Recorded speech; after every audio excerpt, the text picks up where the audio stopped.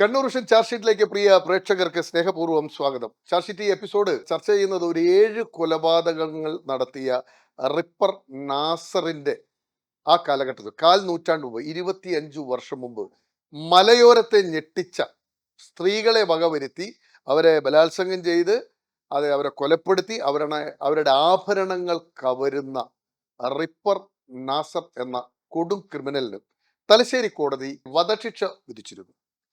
ആ റിപ്പർ നാസറിന്റെ ക്രൂരകൃത്യങ്ങളിലൂടെയുള്ള സഞ്ചാരമാണ് ഇന്നത്തെ ചർച്ച ഷീറ്റിൽ. അതിന് നമ്മോടൊപ്പം ചേരുന്നത് ആ കാലഘട്ടത്തിലെ ഗവൺമെന്റ് പ്ലീഡറായിരുന്ന സരേഷ് കുമാറാണ്. അദ്ദേഹം ഗവൺമെന്റ് പ്ലീഡർ ആയിരിക്കുമ്പോഴാണ് ഒരു കവർച്ചാ കേസിൽ ഇയാൾ പിടിയിലായി നിയമത്തിന് മുന്നിൽ വരുന്നത്. അപ്പോൾ നമുക്ക് റിപ്പർ നാസറിന്റെ ആ ക്രൂരനായ കൊലപാതകിയുടെ ജീവിതത്തിലൂടെ ഒന്ന് സഞ്ചരിക്കാം. പ്രേക്ഷകർക്കും സരേഷ് കുമാറിനും ചാർജ് ഷീറ്റിലേക്ക് സ്വാഗതം. അപ്പൊ നമ്മുടെ ഇവരിപ്പം 3 ബോഡി കിട്ടിയെന്ന് പറയുന്നുണ്ടല്ലോ.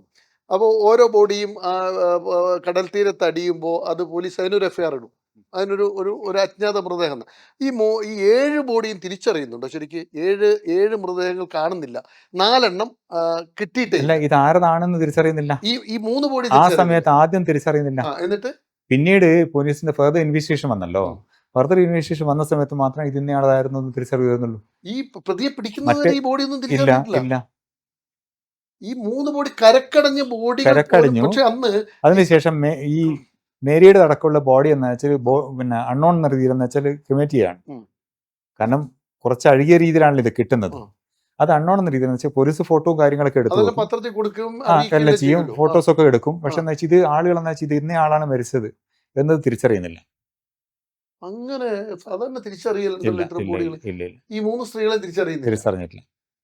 പിന്നീട് ഈ ഇൻവെസ്റ്റിഗേഷൻ വന്നപ്പോഴാണ് ഇത് ഇന്ന സ്ത്രീയാണ്, ഇത് മേരിയാണ്, ഈ മേരിനെയാണ് ഇയാൾ കൊണ്ടുപോയത്, ഇത് ലീലാമയാണ്, ഈ ലീലാമയാണ് ഇത് കൊണ്ടുപോയത് എന്നറിയാം. അപ്പൊ പോലീസിന്റെ എഫേർട്ട് ഇതിനകത്ത് വലിയ വലിയ ഫാക്ടറായി വന്നു. ഈ 3 ബോഡിയും കരക്കടിഞ്ഞു. ഈ പറയുന്ന മേരിയുടെയും മറ്റേ 3ാമത്തെ സ്ത്രീയുടേതുമാണെന്ന് ബന്ധുക്കൾക്ക് പോലും തിരിച്ചറിയാനുള്ള സാഹചര്യം ഉണ്ടായില്ല. അജ്ഞാത മൃതദേഹങ്ങളായി പോലീസ് സംസ്കരിച്ചു. കണ്ണൂർ ജില്ലയിൽ തന്നെയല്ലേ അത് ആണ്. പക്ഷെ ഈ പറയുന്ന സംവിധാനങ്ങളില്ല. അന്ന് ജസ്റ്റ് പോലീസ് ഫോട്ടോ എടുക്കും, അതിനുശേഷം 2-3 ദിവസം വെച്ച് പത്രങ്ങളിലും കൊടുക്കും, തിരിച്ചറിയില്ല. പിന്നെ കൂടുതൽ ദിവസം വെക്കാൻ കഴിയില്ലല്ലോ. അടയാളങ്ങൾ ഉണ്ടാവുമല്ലോ, കാലിന് പിന്നെ കഴുത്തിന് ചെവിയിൽ ഇങ്ങനെ അടയാളം പറഞ്ഞിട്ടില്ല. ഐഡന്റിഫിക്കേഷൻ ഉണ്ട്. എല്ലാ പോലീസ് സ്റ്റേഷനിലേക്കും മാസ്റ്ററിനകത്ത് വെക്കും. പക്ഷെ ഇതുവരെ അന്നേരം ഈ പറയുന്ന പോലീസ് സ്റ്റേഷനിലേക്ക് ഇവരെ കാണുന്നില്ല എന്നുള്ള എഫ്ഐആർ ഉണ്ടാവൂലേ? ഇല്ല. ഇത് തമ്മിൽ ലിങ്ക് ചെയ്യില്ല. എഫ്ഐആർ ഇല്ല. ചെയ്ത് എഫ്ഐആർ ഉണ്ട്. എഫ്ഐആറിൽ പിന്നെ കണ്ടെത്തിയില്ല. ആള് മാൻ മിസ്സിംഗ് ഒരു ഫോർമലായിട്ട് എന്ന് വെച്ചാൽ എഫ്ഐആർ ഇഷ്യൂ അവിടെ വെക്കും. മാൻ മിസ്സിംഗ് ഓൾറെഡി ഉണ്ടല്ലോ. അപ്പൊ ഈ ബോഡി കിട്ടുമ്പോൾ അത് തമ്മിൽ മാച്ച് ചെയ്ത് നോക്കൂലേ പോലീസ്? വലിയ എഫേർട്ട് ഒന്നും പോലീസിന് ഭാഗത്ത് ഉണ്ടായിട്ടില്ല. അപ്പൊ 3 അജ്ഞാത മൃതദേഹം അത് 3ഉം ദഹിപ്പിച്ചു. മാൻ മിസ്സിംഗ് അത് 3 എഫ്ഐആറുകൾ, 3 അല്ല 7 എഫ്ഐആറുകൾ മാത്രം പോലീസ് സ്റ്റേഷന് കിട്ടി. അതവിടെ വെച്ചു. 1 ഇയർ കഴിഞ്ഞതിന് ശേഷം അത് ക്ലോസ് ചെയ്തു. മാൻ മിസ്സിംഗ്, ആളെ കാണുന്നില്ല, അവിടെ തീർന്നു. അത്ര മോശമാണ് ഒരു ഭാഗത്ത് പോലീസ് അല്ലെ?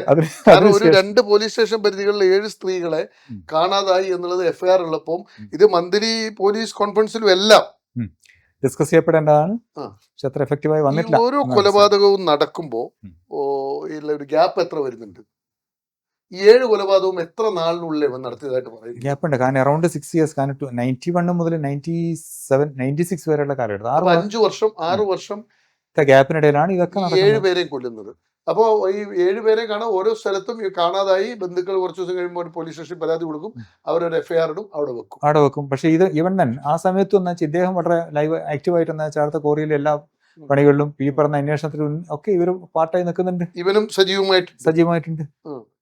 അദ്ദേഹം സജീവമായിട്ടുണ്ട്. അപ്പൊ അതുകൊണ്ട് ഇദ്ദേഹത്തിന് ആരും സംശയിക്കേണ്ടി വരുന്നില്ല. പിന്നെ കിട്ടിയ ബോഡി എന്ന് വെച്ചാൽ അൺഐഡന്റിഫൈഡ് ആണെന്ന് പറഞ്ഞെന്ന് വെച്ചാൽ പോലീസ് കൊണ്ടുപോയി സംസ്കരിക്കുന്നു. അപ്പൊ അവരുടെ ഫോട്ടോ, ആ ബോഡി സംബന്ധിച്ച ഫോട്ടോയും കാര്യങ്ങളൊക്കെ എടുത്തു വെക്കുന്നുണ്ട് പോലീസ്. ഈ തലശ്ശേരിയിൽ ഈ 3 ബോഡി, ലീലയുടെയും മേരിയുടെയും 3 സ്ത്രീകളുടെയും ബോഡി, 2 ബോഡി മുഴപ്പിലങ്ങാട്, 1 ബോഡി ഗോപാൽപേട്ടയും കിട്ടുന്നുണ്ടല്ലോ. അപ്പൊ ഈ തലശ്ശേരി സറൗണ്ടിങ്ങിൽ ഈ 3 ബോഡി കിട്ടുന്നത് എത്ര നാളിനുള്ളിലായിരിക്കും? അപ്പൊ അങ്ങനെ 3 ബോഡി കിട്ടുമ്പോൾ അങ്ങനെ കാണുള്ളൂ. അടുപ്പിച്ചടുപ്പിച്ചാണെങ്കിൽ ഇതൊരു സംശയം വരണ്ടുള്ളൂ. ഇത് ഒന്ന് കഴിഞ്ഞ് 1-2 വർഷം കഴിഞ്ഞിട്ട് രണ്ടാമത്തെ ബോഡി കിട്ടും. അത് വേറെ സ്ഥലത്ത് നിന്ന്. ഇതിപ്പം ഈ ഇരിക്കൂർന്നാണോ പേരാർന്നുള്ള സ്ത്രീയാണോ എന്നൊന്നും ആർക്കും അറിയുന്നില്ലല്ലോ. ഒരു ബോഡി കിട്ടി, കരക്കടിഞ്ഞു, ആളെ ഐഡന്റിഫൈ ചെയ്യുന്നില്ല, ഉം. ക്രിമേഷൻ നടക്കുന്നു. ഉം. ഇപ്പോഴത്തെ പോലെ എന്ന് വെച്ചാൽ മൊബൈലിനകത്ത് ഫോട്ടോ വാട്സപ്പിൽ അയക്കലും പരിപാടി ഒരു പരിപാടിയില്ല. ചത്തു സിംപ്ലി പോയി. അതായത് മിസ് ചെയ്തു, ആ. ഒരാൾ കാണാണ്ടായി. മൃതദേഹങ്ങൾ വന്നാലും അത് അങ്ങനെയാണ്. അത് വീട്ടില് കുടുംബ പ്രശ്നത്തിന്റെ പേരിലെന്ന് വെച്ചാൽ അവള് പോയി. ആ. That's all. ആ നിലയിൽ അവിടത്തേക്ക് അതിനൊരു FIR രജിസ്റ്റർ പോലീസ് ചെയ്തു. ക്ലോസ് ചെയ്യും. അതേ രീതിയിൽ അവിടെ ക്ലോസ് ചെയ്യും, അവിടെ നിൽക്കുകയും ചെയ്തു അല്ലേ. പിന്നെ ആർഡിഒലൊക്കെ ഇതിന്റെ ഒരു കാര്യം എന്ന് വെച്ചാൽ ആർഡിഒ ഇതിനൊക്കെ കംപ്ലീറ്റ് എന്ന് വെച്ചാൽ ഈ അച്ഛാമൃതദേഹം കിട്ടുമ്പോഴേ ആ. അതിനൊക്കെ രേഖകളും ഫോട്ടോസും എവറിത്തിങ് ആർഡിഒയിൽ സൂക്ഷിക്കണം, സബ് കളക്ടർ ഓഫീസിൽ. കളക്ടർ ഓഫീസിൽ. ആ. അപ്പൊ അതുകൊണ്ട് തന്നെ ഈ പോലീസ് ഈ കൺഫെസേഷൻ സ്റ്റേറ്റ്മെന്റ് വന്നപ്പോ ആ. ഇദ്ദേഹത്തിന് കുറ്റസമ്മതം വന്നല്ലോ, ആ. വന്നപ്പോ പോലീസ് ആദ്യം പോകുന്ന ഇവിടത്തേക്കാണ് ഈ പറഞ്ഞ സ്റ്റേറ്റ്മെന്റ് അടിസ്ഥാനത്തിൽ. അപ്പൊ അതിലാണ് 3 എണ്ണം കിട്ടുന്നത്. 3 അൺഐഡന്റിഫൈഡ് ആ. ബോഡി സംബന്ധിച്ച വിവരങ്ങൾ ആർഡിഒയിൽ കിട്ടുന്നു, പലതവണ കൊടുത്തതായി കിട്ടുന്നു. ആ. അപ്പൊ അതിലുണ്ടായിരുന്ന ഫോട്ടോസും ഈ പറഞ്ഞ ഐഡന്റിഫിക്കേഷൻ മാർക്ക് ഇതൊക്കെ ഉണ്ട്. അത് വെച്ചിട്ടാണ് ഇദ്ദേഹം പറഞ്ഞ ലീലാമ്മ ആണ്, ഇന്ന ഫോട്ടോയിൽ കാണുന്ന ആൾ ഇന്നയാളാണ്. അത് ഇദ്ദേഹത്തെ തന്നെ ചോദ്യം ചെയ്തിട്ട് യെസ് ഇതാണ് ലീലാമ്മ എന്ന് അദ്ദേഹം ഐഡന്റിഫൈ ചെയ്യുന്നുണ്ട്. പ്രതി തന്നെയാണ് ഐഡന്റിഫൈ ചെയ്യുന്നുണ്ട്. അതിനുശേഷമാണ് ബന്ധുക്കളെ കാണിച്ചിട്ട് ഈ ഫോട്ടോ കാണിച്ചിട്ട് യെസ് ആക്കുന്നത്. ഇതൊരു ചെറിയ സംശയം. ഇപ്പൊ ഈ പോലീസ് തലശ്ശേരി ജനറൽ ആശുപത്രിയിലെ ബോഡിയെല്ലാം 3 പോസ്റ്റ്മോർട്ടം ചെയ്തത്. അപ്പൊ ഈ 3 മൃതദേഹത്തിന്റെ മുറിവുകളുടെ സമാന സ്വഭാവമുള്ള റിപ്പോർട്ടുകളായിരിക്കുമല്ലോ കോടതിക്ക് മുന്നിൽ സമർപ്പിച്ചിട്ടുണ്ടായത്. ആരും ഇതൊരു ക്രോസ് വെരിഫിക്കേഷൻ നടത്തൂല. ഈ 3 FIRകൾ ഇതിന്റെ ഈ പോസ്റ്റ്മോർട്ടം റിപ്പോർട്ടുകൾ ഈ ഫയലിൽ ഉണ്ടാവുമല്ലോ. അജ്ഞാത മൃതദേഹം സംസ്കരിച്ചിട്ട് കോടതിക്ക് റിപ്പോർട്ട് കൊടുക്കുമ്പോൾ കോടതിയിൽ ഈ പോസ്റ്റ്മോർട്ടം റിപ്പോർട്ടും കൂടി ഇൻക്ലൂഡ് ചെയ്തിട്ടുള്ള കൊടുക്കും. അപ്പൊ സമാനമായ രീതിയിലുള്ള പോസ്റ്റ്മോർട്ടം റിപ്പോർട്ടായിരിക്കില്ല ഇതിനകത്ത് ഉണ്ടാകുക. ആണ്. പക്ഷെ എന്താ വെച്ചാൽ അതൊരു 2-3 വർഷങ്ങൾക്കിടയിലല്ലേ, അതിനിടെ ഒരുപാട് ഇൻസിഡൻസ് ആയിട്ട് നടക്കുന്നില്ലേ. അപ്പൊ ഒരിക്കലും അതുകൊണ്ട് തന്നെ ആരും ഇത് ശ്രദ്ധിക്കാം. കാരണം ഇതോടൊപ്പം ഇത് അൺഐഡന്റിഫൈഡ്, അതോടൊപ്പം ഒരുപാട് പിന്നെ തൂങ്ങി മരിച്ചതും കിണറ്റ് ചാടിയതും ആ തരത്തിൽ തീ കൊടുത്തായിട്ട് ഒരുപാട് ഡെത്ത് വരുന്നുണ്ടല്ലോ. അതൊക്കെ ഇതേ രീതിയിലാണ് കോടതിയിലെത്തുക, ആർഡിഒ കോർട്ടിൽ.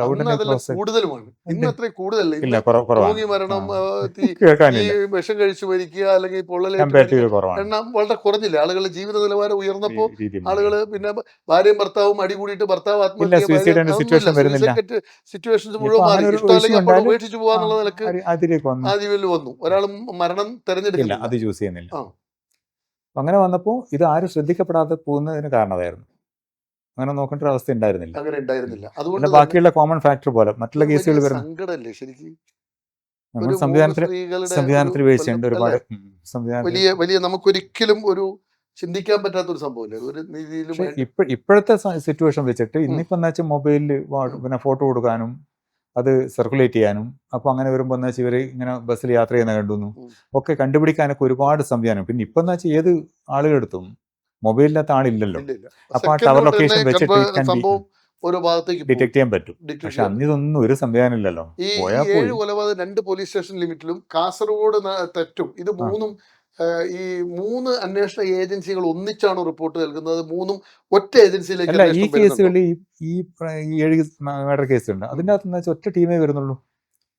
7 FIR ഒരു മോഷണം ഇതിനകത്ത് വരുന്നില്ല. ഇല്ല, അത് വേറെ പോയി. മോഷണ കേസ് സെപ്പറേറ്റ് ആയിട്ട് അവിടെ അതിന്റെ ഇൻവെസ്റ്റിഗേഷൻ നടത്തി അത് പ്രത്യേകമായിട്ട് വിചാരണ നടന്നു. അവിടെ അതിൻ്റെ അകത്ത് അയാൾ ശിക്ഷിക്കപ്പെട്ടു. ഇയാൾ ജയിലിൽ കിടക്കുന്ന സമയത്താണ് അതിന്റെ ട്രയൽ നടക്കുന്നത്. ഈ വധശിക്ഷയ്ക്ക് വിധിക്കപ്പെട്ട് ജയിലിൽ കിടക്കുന്ന സമയത്താണ് അതിന്റെ വിചാരണ നടക്കുന്നത്. അപ്പൊ അതിൽ ശിക്ഷിക്കപ്പെട്ടിട്ടുണ്ട്. പാരലായിട്ട് ഇതിന്റെ അകത്ത് വെച്ചാൽ ഒറ്റ ഇൻവെസ്റ്റിഗേഷൻ ടീം ഈ 7 കൊലപാതകത്തിന് ഒറ്റ അത് 2 പോലീസ് സ്റ്റേഷനിലെ ഇരിക്കൂറും ഇല്ല. അതെന്താ വെച്ചാൽ CIമാരുടെ ഡിഫറെന്റ് പോലീസ് സ്റ്റേഷൻ ആണെങ്കിൽ പോലും ഇൻവെസ്റ്റിഗേഷൻ ടീം ഒന്നാകാം. ഒരേ കേസ് ആകുമ്പോൾ ചെയ്യാൻ പറ്റും. 7 കൊലപാതകം ഒരുമിച്ച് വരുമ്പോൾ അതിനൊരു ചെയ്യും. അത് ഒരു ടീം മാത്രം ചെയ്താലേ പറ്റുള്ളൂ. അതർവൈസ് അതിൻ്റെ അകത്ത് കോൺട്രഡിക്ഷൻസും പ്രതി രക്ഷപ്പെടാനുള്ള പോസിബിലിറ്റീസ് ഒക്കെ ഒരുപാടുണ്ട്. ഇപ്പൊ വേറെ ഏതെങ്കിലും ജില്ലയിൽ ജോലി ചെയ്തതായിട്ട് പറയുന്നുണ്ടോ? ഇല്ല. കർണാടകയിൽ എവിടെയോ ഇയാൾ കുറച്ചു കാലം ജോലി ചെയ്തു. അവിടെ സമാനമായ എന്തെങ്കിലും സംഭവം ഉള്ളതായിട്ട് പറഞ്ഞിട്ടില്ല. കർണാടക കൊണ്ട് തെളിവെടുപ്പ് നടത്തിയിട്ടുണ്ട്. പോലീസ് പോയിട്ടുണ്ട്. എവിടെയെല്ലാം കൊണ്ടുപോയിട്ടുണ്ട്. കർണാടകയിൽ പോയിട്ടുണ്ടായിരുന്നു. പിന്നെ ഈ തലശ്ശേരി എന്ന് വെച്ചാൽ ഈ പറഞ്ഞ ഈ മേൽമുരുകളിലെ ഈ 4-5 കോറികൾ, പിന്നെ ഈ പറഞ്ഞ കടൽപ്പുറം, പിന്നെ ചിത്രവാണി ടാക്കീസ്, പാരീസ് റെസ്റ്റോറന്റ്, പിന്നെ വിക്ടോറിയ പിന്നെ ബാറ്, അത്ര സ്ഥലങ്ങൾ. കാരണം മദ്യം വാങ്ങിക്കുന്ന അവിടെ നിന്നാണ്. അത്ര സ്ഥലങ്ങളിൽ പോയിട്ട് ഇൻവെസ്റ്റിഗേഷൻ നടത്തും മാത്രമേ. ഈ മദ്യക്കുപ്പികൾ കണ്ടെടുക്കും അങ്ങനെ വല്ലതുണ്ടോ? ഇല്ല. നിങ്ങൾ ഈ സൈറ്റ് വിസിറ്റ് ചെയ്യാൻ സാധാരണ അക്കാലത്തൊക്കെ അങ്ങനെ സൈറ്റ് വിസിറ്റ് ഉണ്ടോ പ്രോസിക്യൂട്ടർമാർ? എന്റെ കേസിന്റെ എവറി കേസ് അത് മർഡർ കേസാണ്. പ്രത്യേകിച്ച് മർഡർ കേസ്, റേപ്പ് കേസാണ് നിർബന്ധമായിട്ട് ഞാൻ സൈറ്റ് വിസിറ്റ്. ഈ കൊലപാതകം നടന്ന ഈ സ്ഥലത്ത് മാത്രമാണോ ഈ നിങ്ങൾ വിസിറ്റ് ചെയ്തത്? വേറെ സ്ഥലത്ത് എവിടെയെങ്കിലും? ഇല്ല. മറ്റുള്ള സ്ഥലത്ത് പിന്നെ പോകേണ്ടി വരുന്നത് ഈ കോറികളിലാണ്. പക്ഷെ കോറികൾക്ക് പ്രസക്തിയില്ല. ഈ 7 സ്ത്രീകളെയും ഒരേ പാറക്കെട്ടിൽ ലൈംഗിക ബന്ധത്തിൽ ഏർപ്പെടുന്നു, ഒരേ പാറക്കെട്ടിൽ വെച്ച് കൊലം, അങ്ങനെയാണോ? അതൊരു ബെഡ് പോലെയാണോ ശരിക്കും ആ പാറ? ഒരു കിടക്കാം, നിവർന്ന് 2 പേർക്ക് കിടക്കാം. സൗകര്യമായിട്ട് കിടക്കാൻ പറ്റുന്ന ചുറ്റും കാടാണോ അതേ പാറയാണോ? പാറയാണ്. ചുറ്റും പാറ അല്ല, ഒരു ഭാഗത്ത് മുഴുവനായിട്ട് കടല്, ആ. മറ്റേ ഭാഗത്ത് വെച്ചാൽ വളരെ ഉയരത്തിലുള്ള മതിലല്ലേ, മതില്, മണ്ടിട്ടല്ലേ, ഈ ഹൈവേ കടന്നു പോകുന്ന ആ മണ്ടിട്ട. ഇപ്പുറത്തെ ഭാഗത്ത്. അപ്പൊ ഒരാൾ ഇവരെ കാണും. അപ്പൊ കൃഷ്ണനാര വക്കീലിന്റെ വീടിന്റെ ഒക്കെ പിൻഭാഗത്തായിട്ട് വരുന്ന പാടെന്ന് വെച്ചാൽ സാധാരണഗതിയിൽ ഒരാൾക്കെന്ന് വെച്ചാൽ ചെന്ന് നോക്കാൻ പറ്റുന്ന സ്ഥലമല്ല. നോക്കിയാലും കാണൂല, കാണൂല, ആരും അങ്ങോട്ട് ഇറങ്ങിയില്ല. എത്ര മണിക്കാ ഇവൻ? സന്ധ്യ മയങ്ങിയിട്ടാണ് അവിടെ പോകുന്നത്. സന്ധ്യ കഴിഞ്ഞ, അതായത് ചിത്രമായിട്ട് ടാക്കീസ് നേരെ ഇറങ്ങും, ഇറങ്ങി നടന്നിട്ടാണ് കോടതിക്കേക്ക് വരുന്നത്. അപ്പൊ ആ സമയമാകുമ്പോൾ സന്ധ്യയാവും. പിന്നെ അവിടെ പോയി നേരെ വിക്ടോറിയ പോയി ഭക്ഷണവും വാങ്ങുന്നുണ്ട്, ഭക്ഷണവും വാങ്ങിക്കുന്നുണ്ട്, രണ്ടും ഒരുമിച്ച് വാങ്ങും. വിക്ടോറിയ എന്നിട്ട് അവിടെ നിന്ന് കഴിക്കും, കടപ്പുറത്ത് കഴിക്കും. മദ്യത്തിന്റെ കൂടെയാണ് ഭക്ഷണം കഴിക്കുന്നത്. അവിടുന്ന് ഇവൻ പറയുന്നുണ്ട് ആദ്യം മദ്യപിച്ച് ലൈംഗിക ബന്ധത്തിൽ ഏർപ്പെട്ട് ഭക്ഷണവും കഴിച്ച് ലൈംഗിക ബന്ധത്തിൽ, അങ്ങനെ തന്നെ പറയുന്നത്. എങ്ങനെ പറയുന്നത്? കാരണം മദ്യം വാങ്ങിക്കാറുണ്ട്, മദ്യപിച്ച് അവിടെ പിന്നെ പാറപ്പുറത്ത് പോകും, അവിടുന്ന് ഭക്ഷണം കഴിക്കും, മദ്യപിക്കാറുണ്ട്, അതിനുശേഷം ഞങ്ങൾ ബന്ധപ്പെടാറുണ്ട്. പാറപ്പുറത്തിരുന്നാണോ മദ്യപിച്ച്? അത് പാറപ്പുറത്ത്. ഈ പാറ അതിന് കണക്കായിട്ടില്ല. 7 സ്ത്രീകളെ കൊന്ന ഒരു പാറയും അതൊരു സ്മാരകമായിട്ട് വെക്കേണ്ട സ്ഥലം അവിടെ ഉണ്ട് അല്ലേ? അത് ശരിക്കും സ്മാരകമാക്കി മാറ്റണ്ടേ? ഈ ഇത്രയും വലിയൊരു ഭീകരൻ അല്ലേ ചെയ്തൊരു സ്ഥലമായിട്ട് അത് നമ്മുടെ ഈ തലശ്ശേരി, അത് നീതി ന്യായ അവിടെ ഉണ്ടെന്നാണ് എനിക്ക് തോന്നുന്നത്. കാരണം ഇപ്പൊ ആളുകൾ എന്ന് വെച്ചാൽ ഇപ്പൊ അവിടെ സ്റ്റെപ്പ് വെച്ചിട്ടുണ്ടല്ലോ, ആ റെസ്റ്റോറന്റ് ഉള്ളിലൂടെ എന്ന് വെച്ചാൽ താഴേക്ക് ഇറങ്ങി പോകാനല്ലോ. ഇപ്പൊ ആളുകൾ എന്ന് വെച്ചാൽ സുഖമായിട്ട് അതിനെ വരെ പോയി ഇരിക്കുകയും എൻജോയ് ഒക്കെ ചെയ്യുന്നുണ്ട്. സെന്റിനറി CB പാർക്കിന്റെ താഴെ ഈ സുന്ദരമായ ഭൂമിയിൽ ജീവിച്ചു പോകേണ്ട 7 ഒരേ ലെവലിൽ കരിങ്കല്ലെടുത്ത് തലക്കടിച്ച് കൊന്നിട്ട് നേരെ കടലിലേക്ക് എടുത്ത് എറിയ ഒരു മനുഷ്യല്ലേ അതിനകത്തെ കരിങ്കല്ല്. കാരണം നിങ്ങൾ അവനെ ക്രോസിൽ ചോദിച്ചിട്ടില്ല, നിങ്ങൾ അവനെ ക്രോസ് ചെയ്യുമല്ലോ, പ്രതിനെ ക്രോസ് ചെയ്യാൻ സ്കോപ്പ് ഇല്ലല്ലോ. ഇല്ല, അല്ല പ്രതിയോട് നിങ്ങൾ ചോദ്യങ്ങൾ ചോദിക്കൂല. ഇല്ല, പ്രതിയുടെ കൂട്ടാണ് കൊല്ലുള്ളൂ. അല്ല, നിങ്ങളുടെ ഭാഗത്ത് അവനോട് ഇത് കാര്യങ്ങൾ ചോദിക്കുന്നില്ല. ഈ പ്രതി ഒരിക്കലും പ്രോസിക്യൂട്ടർ മുന്നിൽ കിട്ടൂല, പ്രോസിക്യൂട്ടർക്ക് കിട്ടൂല. ഇല്ല, പ്രതിക്ക് കിട്ടുന്ന പ്രതിയുടെ വക്കീലിനും അതല്ലെങ്കിൽ കോടതിക്ക് ചോദിക്കാം. കോടതിക്കുള്ളില് നിങ്ങളുടെ വിചാരണ വേളയിൽ പ്രതിയുടെ ചോദ്യങ്ങൾ ചോദിക്കുന്ന, കോടതിക്ക് മുന്നേ ചോദിക്കുന്ന ചോദ്യത്തിന് ഉത്തരം പറയണ്ട. ഇല്ല. പ്രതിയോടെ വെച്ചാൽ ലാസ്റ്റ് കോടതി ഈ 313 ക്വസ്റ്റ്യൻ ഉണ്ടല്ലോ, ആ ക്വസ്റ്റ്യൻ ഒന്നാം സാക്ഷി എന്നയാള് ഇങ്ങനെ പറഞ്ഞിട്ടുണ്ട്, അതിനെക്കുറിച്ച് നിങ്ങൾക്കൊന്ന് പറയാനുണ്ടോ എന്ന രീതിയിലുള്ള ചോദ്യം ഉത്തരം മാത്രമേ പ്രതിയിൽ നിന്ന് വരൂ. നിങ്ങൾക്ക് സാക്ഷിയിൽ മാത്രമേ ചീഫും സാക്ഷികളെ മാത്രമേ ചോദ്യം, ഈ 2 സംഭവങ്ങളിലും അങ്ങനെയാണ് അതിന്റെ നടപടിക്രമം. അതാണ് അതിൽ ഒരു ചോദ്യം ഇപ്പൊ ഈ പറഞ്ഞതുപോലെ തന്നെ കോടതി ഈ ഇതിനെ കുറിച്ച് പറയൂലോ, ഇന്ന മൊഴികൾ ഇങ്ങനെ പറഞ്ഞു, അതിനോടൊക്കെ ഇവന്റെ പ്രതികരണം എന്തായിരുന്നു? ഒന്നുമില്ല, നിസ്സംഗഭാവം, ഒന്നിനും ശരിയല്ല എന്നുള്ള ഉത്തരം. അത് വക്കീൽ പറഞ്ഞു കൊടുത്ത പ്രകാരം ശരിയല്ല. അതിനപ്പുറത്ത് ഒരു ശ്വാസയുടെ ഭാഗത്ത് വന്നിട്ടില്ല, ഒന്നും പറഞ്ഞിട്ടില്ല. അത്ര നിസ്സംഗതയായിരുന്നു. അതെന്തായിരിക്കും അങ്ങനെ നിസ്സംഗമായി പോകുന്നത്? കാരണം അയാളുടെ ജീവിത പശ്ചാത്തലം അങ്ങനെ ആയിരുന്നിട്ടാവും. ഒരു മൊത്തം സൊസൈറ്റിയോടുള്ള റിവെഞ്ച് ആയിരിക്കും അയാളുടെ മനസ്സിൽ. അയാളെ ജനിച്ചു പോകുന്ന പശ്ചാത്തലവും കാര്യങ്ങളൊക്കെ വെച്ച് സൊസൈറ്റിയോടുള്ള റിവെഞ്ച്, അതിൽ അയാൾക്ക് എന്തെല്ലോ ചെയ്യാൻ സാധിച്ചു എന്നൊരു സാറ്റിസ്ഫാക്ഷൻ ആയി കിട്ടിയിട്ടുണ്ടാവും. സൊസൈറ്റിയോട് പ്രതികാരം ചെയ്യല്ലേ, അതായിരിക്കാം. എത്ര ദിവസമാണ് നമ്മുടെ വിചാരണ? 3 മാസം. 3 മാസം വിചാരണ നിരന്തരം കണ്ടിന്യൂസ് ആയിട്ടില്ല, ഗ്യാപ്പ്. ചില സാക്ഷികളെ കിട്ടാത്തൊരു സിറ്റുവേഷൻ വരുമ്പോൾ അപ്പോൾ 2-3 ദിവസത്തെ ഗ്യാപ്പ് വെക്കും. കാരണം പോലീസുകാർ കൊണ്ടുവരേണ്ടതാണല്ലോ. ഒരു 90 days ഏകദേശം ആവറേജ് എടുത്തിട്ടുണ്ട്. 3 മാസം കൊണ്ട് വിചാരണ പൂർത്തിയാകുന്നു. ഇവന് എത്ര ഇവനിപ്പോ ഈ ഇതിനകത്ത് മൊഴികളിൽ എവിടെയെങ്കിലും ഓരോ സ്ത്രീകളുമായിട്ട് ഞാൻ ഇത്ര കാലം പ്രണയത്തിലായിരുന്നു, ഞാൻ ഇത്ര കാലം പ്രണയത്തിന് ശേഷമാണ് ഇവനെ കൊല്ലുന്നത് എന്ന് പറയുന്ന ഒരു സാഹചര്യം ഉണ്ടോ? 3 മാസം 6 മാസം ഇല്ല, പ്രണയത്തിലായിരുന്നു എന്ന് മാത്രമേ പറഞ്ഞു. പ്രണയത്തിലായിരുന്നു, ഇവരുമായി പ്രണയത്തിലായിരുന്നു. ആ പ്രണയം നടിച്ചാണ് ഞാൻ കൊണ്ടുപോയിട്ടുള്ളത്. അത് അങ്ങനെ തന്നെ മൊഴി, അങ്ങനെ തന്നെയാണ് മൊഴി. പ്രണയം നടിച്ചാണ് ഞാൻ നടിച്ച്. ഈ കൊല്ലുന്ന സമയത്ത് അവരുടെ വല്ല ദീനരോധനങ്ങളോ ഇവനോട് എന്തെങ്കിലും പറയുന്നതോ അങ്ങനെ അല്ല. ആ കൊല്ലുന്നത് അവരെന്ന് വെച്ചാൽ ബോധത്തോടെ അല്ല, അവർ ഉറങ്ങിയെന്ന് ഉറപ്പിച്ചതിന് ശേഷമാണ്. ഒന്നുകിൽ മദ്യത്തിന്റെ ലഹരി അവർ അബോധാവസ്ഥയിലാവുകയോ അല്ലെങ്കിൽ ഉറങ്ങുകയോ ചെയ്യുന്ന അവസ്ഥയിലാണ്. അപ്പൊ അതുകൊണ്ട് തന്നെ അവരാരും പ്രതികരിച്ചതായിട്ട് ഒന്നും പറയുന്നില്ല. ഈ മുഴക്കാട് കിട്ടിയ 2ന്റെ അകത്ത് വെച്ചാൽ നെയ്ക്കഡ് ആയിരുന്നു, അല്ല 3ന്റെ അകത്ത് ഫുൾ നെയ്ക്കഡ് ആയിരുന്നു. പൂർണ്ണമായും വസ്ത്രം അഴിച്ചു മാറ്റിയ ശേഷം ഇയാളൊരു മോഡസ് ഓപ്പറൻഡി അതാണ്. വസ്ത്രങ്ങൾ പൂർണ്ണമായിട്ട് അഴിച്ചു മാറ്റിയ ശേഷമാണ് ഇയാളെ ബന്ധപ്പെടുന്നത്. അതുകൊണ്ട് തന്നെ ഈ മൂന്ന് ബോഡിയിലും വസ്ത്രം ഓർക്കുന്നുണ്ട്. അതിന്റെ അകത്ത് ഒരു വിറ്റ്നസ് പറഞ്ഞ ഇൻട്രസ്റ്റിംഗ് ആയിട്ട് എവിഡൻസ് ഉണ്ട്. മീരി ഇപ്പൊ ശരിക്കും ഞാൻ കണ്ടതെന്ന്.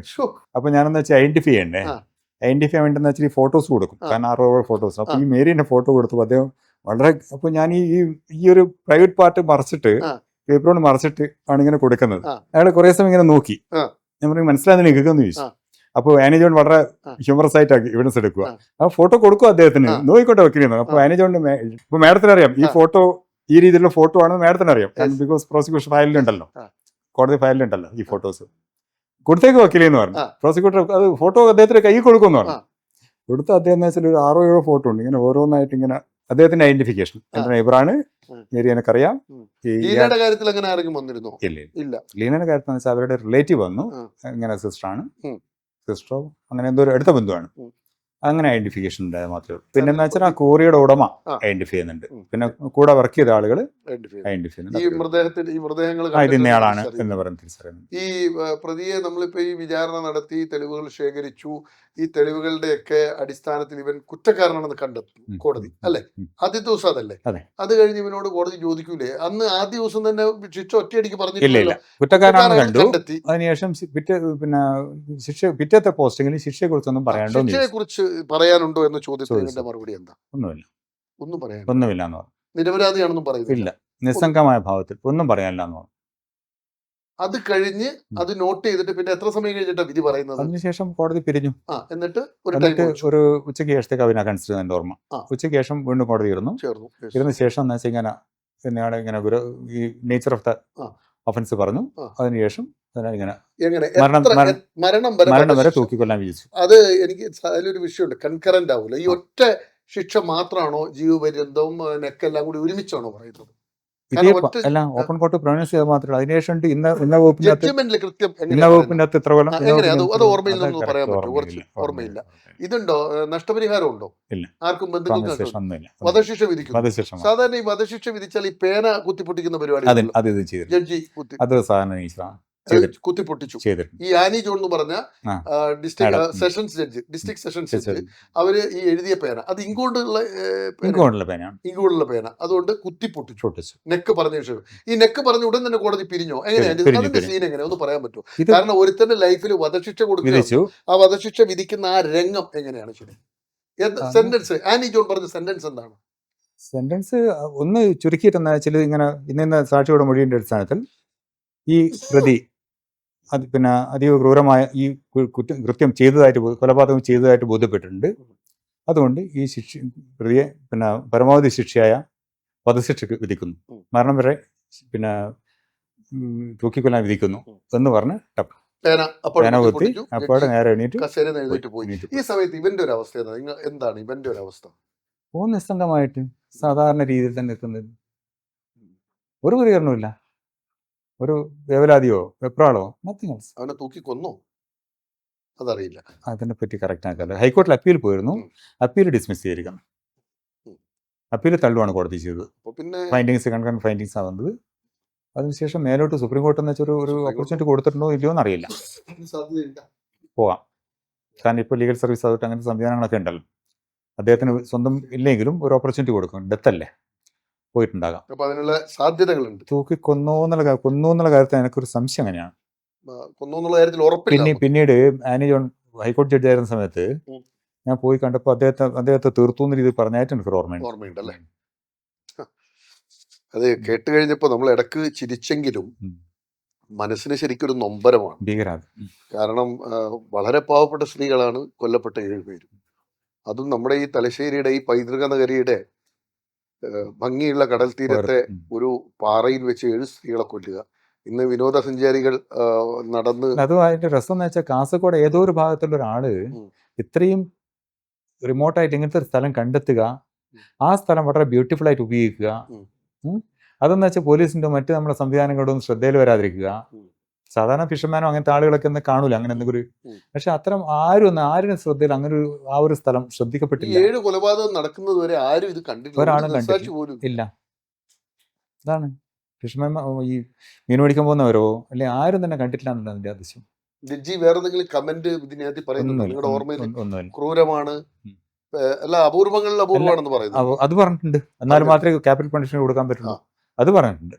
അതിൻ്റെ അകത്ത് പ്രധാനമായി ടച്ചിങ് ആയിട്ട് പറഞ്ഞ ഈ കുട്ടിയുടെ എവിഡൻസ് തന്നെയാണ്, മോന്റെ എവിഡൻസ്. അമ്മേനെ അവസാനമായിട്ട് കൂട്ടിക്കൊണ്ടുപോകുന്ന ഇയാളാണ് എന്ന് ഞാൻ ജനലിനുള്ളിലൂടെ നോക്കിയപ്പോൾ അമ്മ ഇദ്ദേഹത്തിന്റെ കൂടെ പോകുന്നു, ഇയാളുടെ കൂടെ പോകുന്നു. കാസർഗോഡ് ഇവന്റെ വീട് ശരിക്കും കുഗ്രാമത്തിലാണോ? കുറച്ച് ഗ്രാമമാണ്, റിമോട്ടായിട്ടുള്ള സ്ഥലത്താണ്. റിമോട്ട് തന്നെ. പ്രേക്ഷകരെ, നമ്മുടെ സമയം തീരുകയാണെന്ന് ആലോചിക്കേണ്ടത്, കാസർഗോഡ് കർണാടക ബോർഡറാണ്. അവിടുത്തെ ഒരു കുഗ്രാമത്തിൽ നിന്ന് ഒരു പയ്യൻ വളർന്നു വരുന്നു. അവൻ ബസ് ഒരു ലോറിയിലെ ക്ലീനർ പോകുന്നു. പിന്നെ അവൻ ആ ലോറിയിലെ ഡ്രൈവറായി മാറുന്നു. എന്നിട്ട് ഇങ്ങനെ കണ്ണൂർ ജില്ലയുടെ മലയോര ഗ്രാമങ്ങളിലെത്തുന്നു. അവിടുത്തെ കോറികൾ കേന്ദ്രീകരിച്ച് അവൻ ജോലി ചെയ്യുന്നു. ആ നാട്ടിൽ വളരെ സമ്മതനായ ഒരു നല്ല ഡ്രൈവറായി അവൻ മാറുന്നു. ആ നാട്ടിൽ നിന്ന് 7 സ്ത്രീകളെ അവൻ ചൂസ് ചെയ്ത് 5 വർഷത്തിന് കൂട്ടിക്കൊണ്ടുവരുന്നു.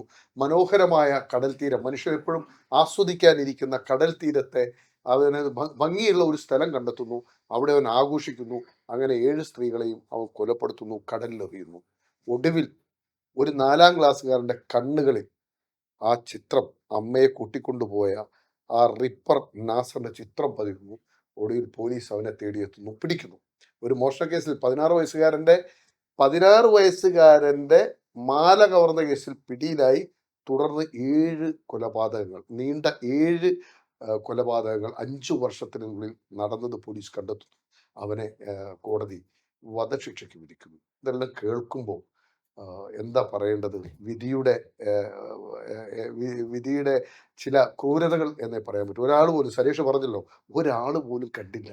തലശ്ശേരിയുടെ നഗരത്തിൻ്റെ മുന്നിൽ ഒക്കെ ആളുകൾ സ്ഥിരം വന്ന് ഫോട്ടോ എടുക്കുന്ന ആളുകൾ കാറ്റുകൊള്ളാനിരിക്കുന്ന പ്രദേശമാണ്. അവരാരും കണ്ടില്ല. വിധിയുടെ വലിയ ക്രൂരതയായിട്ടാണ് ഇതിനെ കാണുന്നത്. പ്രേക്ഷകർക്ക് പഠിക്കാൻ ഇത്തരം 4 നൂറ്റാണ്ട് മുമ്പ് നടന്ന ഒരു കൊലപാതക പരമ്പരയാണ് ചാർജ് ഷീറ്റ് ഇത്തവണ പ്രേക്ഷകർക്ക് മുന്നിൽ സമർപ്പിക്കുന്നു. പ്രേക്ഷകർക്കും ഒപ്പം സരേഷിനും നന്ദി, നമസ്കാരം.